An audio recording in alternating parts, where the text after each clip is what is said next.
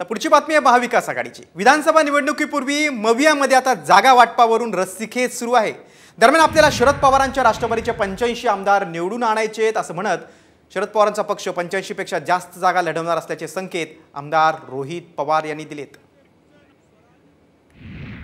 पवार साहेबांचा वाढदिवस कधी असतो? 12 डिसेंबर।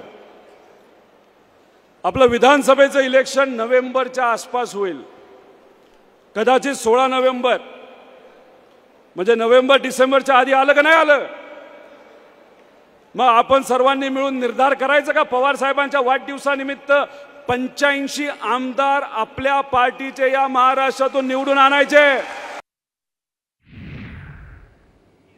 इकडे 85 आमदार निवडून आणण्याचा निर्धार शरद पवारांचा पक्ष करतोय, तर तिकडे अमित शहांचं मात्र मुंबईतल्या जागांवर बारीक लक्ष आहे।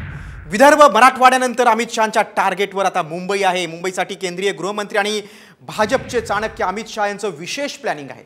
अमित शहा स्वतः आता मुंबईतील डेंजर झोनमधील मतदारसंघांचा अगदी विभागनिहाय आढावा घेणार आहेत। अमित शहा मुंबईत कार्यकर्त्यांशी संवाद देखील साधणार आहेत। केंद्रीय गृहमंत्री अमित शहांच्या दौऱ्यामुळे आता मुंबई भाजप अलर्ट मोडवर आले। पुढील 3 दिवस मतदारसंघ पिंजून काढण्याचे पदाधिकाऱ्यांना आदेश देण्यात आलेत।